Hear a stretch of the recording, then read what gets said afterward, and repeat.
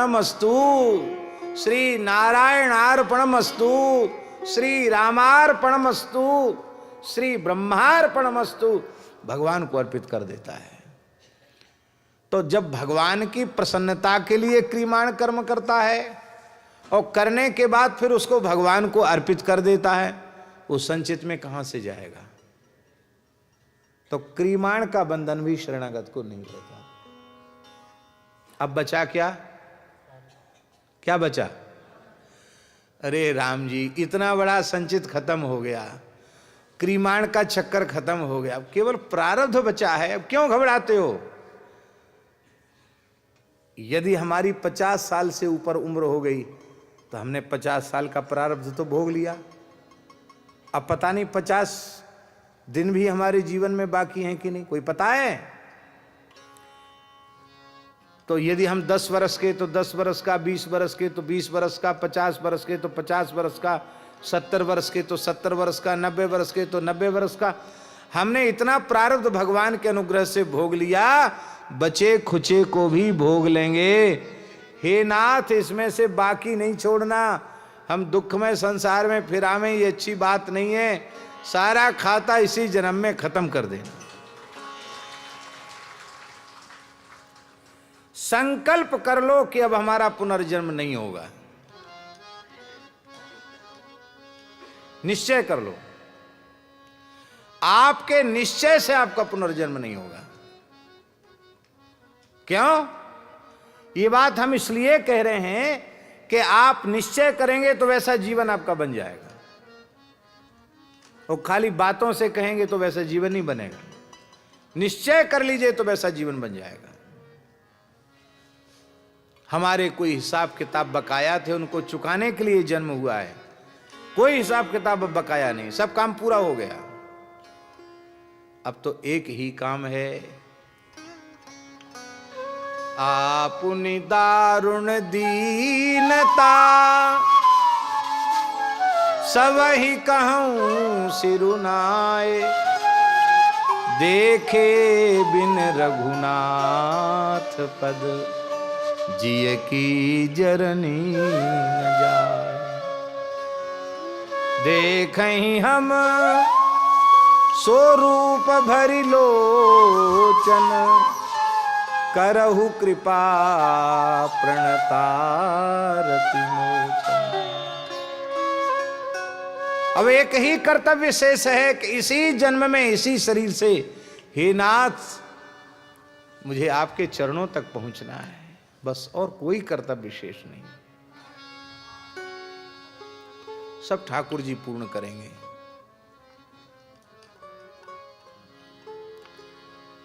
आप लाख जन्म लेकर भी जो नहीं कर सकते वो ठाकुर जी चुटकी बजाने में कर देंगे।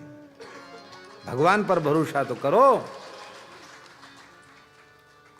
भगवान बाह्याम्य हम नहीं करें, बाहाम्य हम। अनन्याश्चिन्तयन्तो माम ये जना पर्युपासते, तेषां नित्याभियुक्तानां योगक्षेमं वहाम्यहम्। मैं स्वयं योगक्षेम का वहन करता हूं। आप भगवान के होके तो देखो।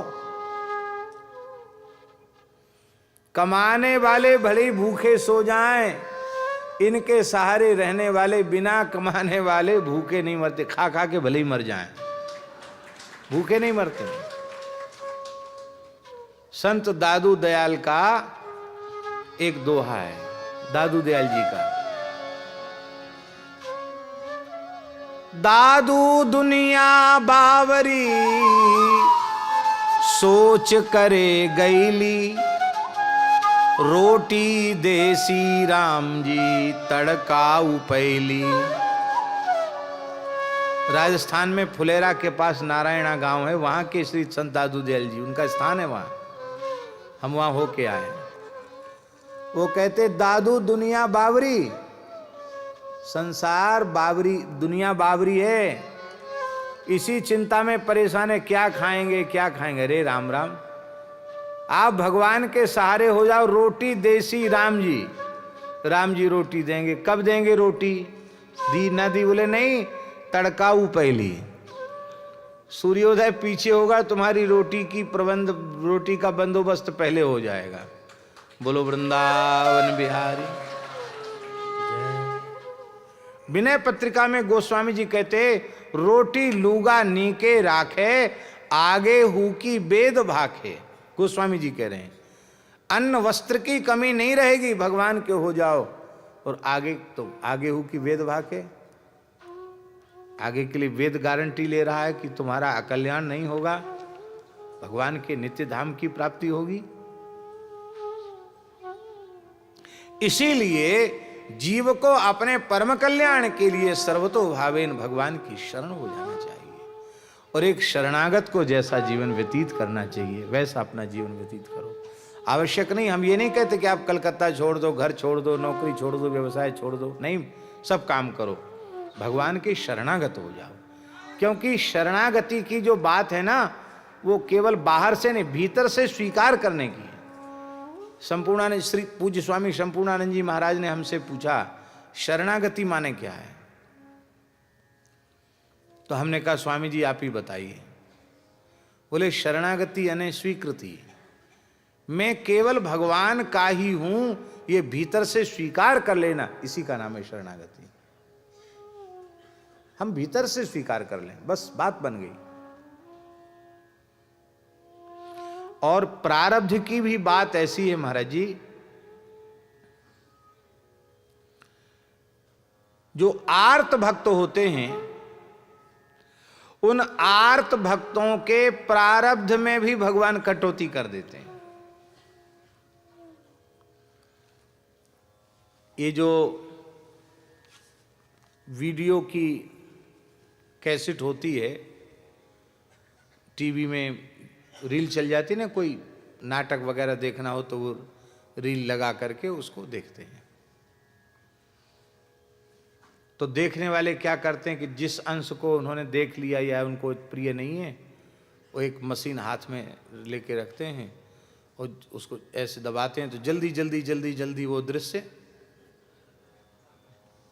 बढ़ जाता है आगे, और जहाँ से उनको देखना हो वहीं पर उसको स्थिर कर देते, वहां से आगे देखने लग जाते हैं। ऐसा होता कि नहीं? ऐसे ही प्रारब्ध की रील बनके पहले से तैयार है। हम सबके प्रारब्ध की रील संचित में से कुछ कर्मों के, शुभ अशुभ कर्मों के मिश्रण से वर्तमान जीवन में भोगने के लिए रील पहले से बन गई है। उस रील में यह भी निश्चित है कि अमुक समय से अमुक समय तक जीडी बिरला सभागार में हमको बैठना पड़ेगा और आप लोगों को भी बैठना पड़ेगा। रील में पहले से निश्चित है, रील बनी बनाई तैयार है, रिले हो रही है, रील चल रही है। अब रील तो रील है, पूरी बन के पहले से ही तैयार है, संसार के मंच पर दिखाई जा रही है। अब आर्त भक्त है, भगवत वियोग उसको सहन नहीं हो रहा है। अब बहुत प्रारब्ध बकाया है भोगना, उतना भोगे तब वहां तक पहुंचे। भगवान ने देखा है तो बहुत ज्यादा परेशान है। तो शरणागतों का, आर्त भक्तों का रिमोट कंट्रोल भगवान के हाथ में होता है। वो पट से उसका बटन दबाते, खट खट खट खट खट खट खट खट कर सब प्रारब्ध खत्म करके ले आ गए सामने, ले।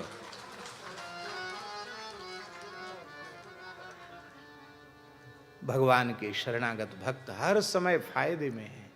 इसलिए भैया शरणागत हो जाओ, भगवान के शरणागत हो जाओ।